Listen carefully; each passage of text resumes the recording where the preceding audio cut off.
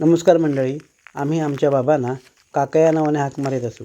ते मुंबईत लोअर परेलच्या हिरजी मिल या कापड गिरणीत कामगार होते. गिरणी कामगार म्हणजे श्रीमंत, सुसंस्कृत, सदानंदी, सदासुखी. मग कनवटीला रुपया का नसेना अशी परिस्थिती असते. तिकडेच लोअर परेलला सनमिल गल्लीत कामाटी चाळीत आमची खोली होती. माझा जन्म त्याच खोलीत म्हणजे घरातच झाला, हॉस्पिटलमध्ये नाही. पहाटे 3:30 वाजताच्या सुमारास मी या जगात आलो. तेव्हा घरात फुटकी कवडीही नव्हती. सगळं आवरेपर्यंत उजाडलं तेव्हा आईला चहा बनवून द्यावा म्हणून बाबा पेला घेऊन दूध आणायला निघाले. तेव्हा 2 पैशांना चांगलं अर्धा पेला दूध मिळायचं. पण घरात 2 पैसेही नव्हते. आशेने बाबांनी समोरच्या शांता अक्काकडे 2 पैसे उसने मागितले, पण तिने चक्क नाही म्हणून सांगितले. शांता अक्का मोठी श्रीमंत, 30-40 गिरणी कामगार खानावळीत होते तिच्याकडे. मोठा व्यवहार, दोन्ही हातात सोन्याच्या पाटल्या, कानात बुगड्या, गळ्यात सोन्याच्या मण्यांची माळ, असा तिचा रुबाब. पण कुणाच्या गरजेला येत नसेल तर काय उपयोग त्या श्रीमंतीचा? अशी माणसं दरिद्रीच असतात. शेवटी बाबांनी आईला बिनदुधाचा म्हणजे कोरा चहा बनवून दिला. 12व्या दिवशी माझा बारसा होता. बाबांनी उसनवारी करून घुगऱ्या, पेढे आणले, फुलं आणली, पाळणा सजवला. पण आमंत्रण करूनही कोणी येत नव्हते. 2 पाहुण्या आल्या, पण त्या शेड्यावर ओळखीच्या घरात जाऊन बसल्या. शेवटी बाळाला पाळण्यात घालायची वेळ निघून जाऊ लागली. बाळाला पाळण्यात घालायला 5 सुवासिनी लागतात. तेव्हा बाबांनी माझ्या मोठ्या बहिणीला म्हणजे ताईला त्या पाहुण्यांना बोलवायला पाठवलं. तेव्हा त्या टिंगल करू लागल्या. कसले बारसे करतास नि कसला काय, दर वर्षाक परत काढता का माणूस हा की काय? अशा प्रकारे टिंगल करू लागल्या. म्हणाल्या, आम्ही गप्पा मारतो, तुम्ही तुमचं आटपून घ्यावा, अशा म्हणाल्या. त्यातली एक बाई पुढे निर्वंशी मेली. शेवटी बाबाने माझी तिले मावशी आली होती. तिचं नाव तिलोत्तमा, पण सगळे तिला शॉर्ट म्हणजे तिला या नावानेच हाक मारत. तिलाच 5 वेळा मला पाळण्यात घालायला लावले आणि आमचा वारसा आटोपला. माझं नाव भालचंद्र ठेवलं. मला बाबा खूप खेळवायचे, लाड करायचे. भालचंद्रा, लकीचंद्रा, पैशाला बायका 10-15 हे गाणं गात मला हातात झोके घेत फिरायचे. आमचं मजेत चाललं होतं. उशिरा धोंडा, भुकेला कोंडा प्रकारातलं आम्ही माणसं सदासुखी. आम्हाला काय कमी नाही. परंतु दैवाला हे पावलं नाही. बाबा कामगार असलेल्या हिरजी मिलला आग लागली. पुरती मिल भस्मसात झाली. हजारो कामगारांची रोजीरोटी गेली. त्यात आमचे बाबाही होते. आधीच घर कसं तरी चाललं होतं, त्यात हा घाला. आता काय करायचं? रोजीरोटीचा प्रश्न होता. बाबा मेल ते काम करू लागले. काही काम करत, मोलमजुरी काही करायला लागले. हमालीसुद्धा केली, हातगाडीसुद्धा चालवली. पण तेव्हाही नशीब उघडलं. कोणाच्या तरी ओळखीने त्यावेळेच्या कमला मिलमध्ये बाबांना बदली कामगार म्हणून काम मिळाले. आठवड्यातून एखाद्या दिवशी पाळी मिळे. त्यासाठी जाबरला चायपाणी द्यावं लागे. तेही काम मिळाले. त्याला कारण माझ्या बाबांच्या अंगी असलेली नाट्यकला. ते उत्तम गायक होते, अभिनेते होते. आमच्या छोट्याशा घरात तबला, पेटी, टाळ, झांजा सगळं काही होतं. कलावंताचं घर. संध्याकाळी पुसत असेल तर बाबा पेटी वाजवायला बसत. त्यांच्याबरोबर माझे 2 मोठे भाऊसुद्धा बसायचे. एकात दुसरा बाबांचा मित्रही असायचा. नाट्यसंगीत, भजन, भावगीत, भक्तगीत बाबा गोड आवाजात गायचे. त्यांची शरीरयष्टी गोड, त्यांची उंच शरीरयष्टी, गोड आवाज, उत्तम अभिनय यामुळे कमला मिलच्या नाट्यविभागातील संगीत चरणोबत या नाटकात छत्रपती शिवाजी महाराजांची भूमिका त्यांना मिळाली. त्यावेळी गिरणी नाट्य स्पर्धेत ते नाटक आणि बाबांची महाराजांची भूमिका खूप गाजली. पुढे श्री प्रभू रामचंद्रांवर एक संगीत नाटक बसवले गेले. त्या नाटकात श्रीराम जेव्हा वनवासाला जायला निघतात तेव्हा सर्व प्रजा त्यांना निरोप द्यायला शरयू तीरापर्यंत येते. नंतर श्रीराम एका होडीत बसून लक्ष्मण आणि सीतेसह पलीकडे निघतात. त्या होडीच्या नावाड्याची भूमिका माझ्या बाबांनी केली होती. विशेष म्हणजे त्या होडीचा नावाडी शोकमग्न होऊन अंधार का दाटला जीवनी हे गाणे म्हणायचा तेव्हा प्रेक्षकांच्या डोळ्यातून आसवांच्या धारा लागत. ते गाणे खूप गाजलं. एकदा परेलच्या दामोदर नाट्यगृहात हे नाटक चालू होतं आणि बाबांनी हे गाणं सुरू केलं आणि प्रेक्षकांनी स्टेजवर पैशांचा पाऊस पाडला. इतकं ते गाणं लोकांना आवडायचं. अशी बाबांनी खूप नाट्यसेवा केली. बाबांना ही कला त्यांच्या वडिलांकडून म्हणजे माझ्या आजोबांकडून मिळाली होती. माझे आजोबा शेती सांभाळून दशावतारी नाटकात काम करीत. गणपतीचा कारखाना चालवीत. बाबा कष्ट करत होते, पण फारशी अर्थप्राप्ती होत नव्हती. हातातोंडाची भेट होताना कठीण होतं.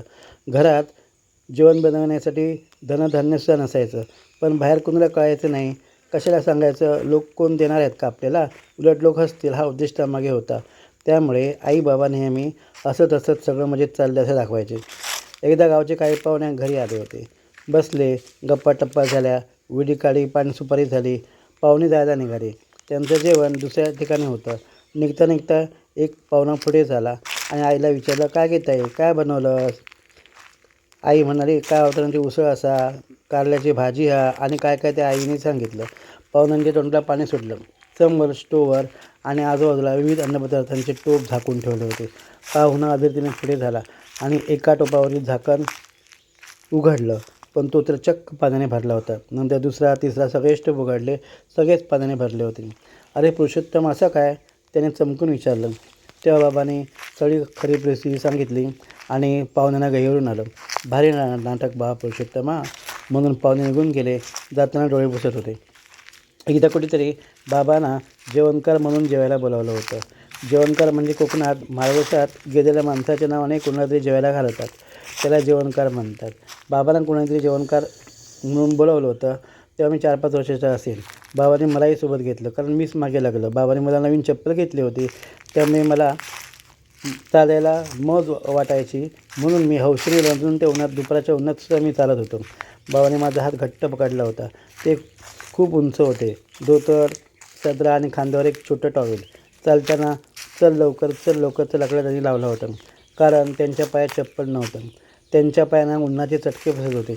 शेवटी त्यांनी मला उचलून घेतलं आणि झपझप चालू लागले. स्वतःला त्रास झाला तरी चालेल, पण आपल्या मुलाला दुःख होतं कामा नये हाच हेतू होता. पुढे राजकारणामुळे कमला मिल सुटली. पुढे ते सयाजी मिलमध्ये कामाला लागले आणि ती मिलसुद्धा तोट्यात गेली आणि आकाश कोसळलं. पुढे कोणीतरी ती मिल राजेश मिल या नावाने सुरू केली.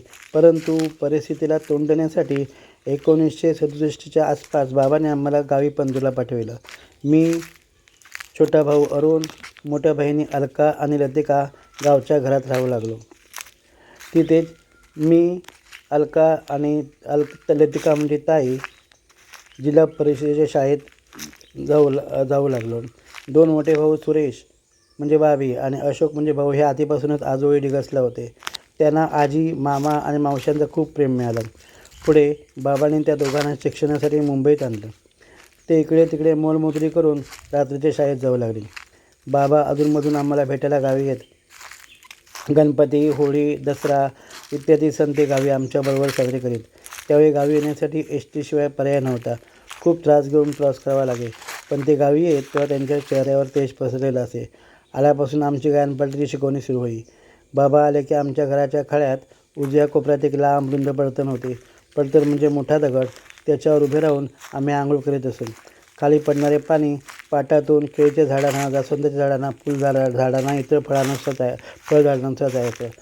बाबा मुंबईत आले की त्याच पडतणीवर उभे राहून आंघोळ करीत. आंघोळ करता करता मोठमोठ्याने नाटकातली गाणी म्हणत आणि आम्हाला म्हणायला लावेत. मग विहिरीवर नेऊन दबादबा आमच्या डोक्यावर पाण्याच्या घागरी रित्या करीत. नदीवर, मडकीला, गोळकोंडीत, पैवर आंघोळीला नेत. अशी धमाल चालायची. गावीच संध्याचा म्हणजे आमच्या छोट्या आणि तिसऱ्या बहिणीचा जन्म झाला. सर्वत्र आनंद झाला. तिच्या संचाराने संपूर्ण घर सोनाने न्हावून निघालं. तिच्या पायात आईने 2 पैंजण घातले होते. पैंजणांचा खुळ असा आवाज येई. ती खळ्यातल्या फुलझाडांच्या पाठीवर बसणाऱ्या, फुलांवरती बसणाऱ्या फुलपाखरांच्या मागे धावायची आणि स्वतःच एक फुलपाखरू बनून राहायची. त्याचं वर्णन करणं कठीण, पण जेमतेम 3 वर्षात एखादी वीज चमकावी आणि असं म्हणून झाकून टाकावा आणि क्षणार्धात सगळं विश्व अंधकारमय होतच झालं. संध्याचं निधन झालं. आमच्यावर दुःखाचा डोंगर पसरला. निमित्त 2 दिवसांचा ताप. युगायुगाने बाबा गावीच होते. आई बाबा कोलमडून गेले. आईला तर शोक आवरत नव्हता. शेवटी शेजाऱ्यांनी संध्याची खेळणी, झबली, फ्रॉक, कानटोप्या आईच्या नजरेआड करायचा सल्ला दिला.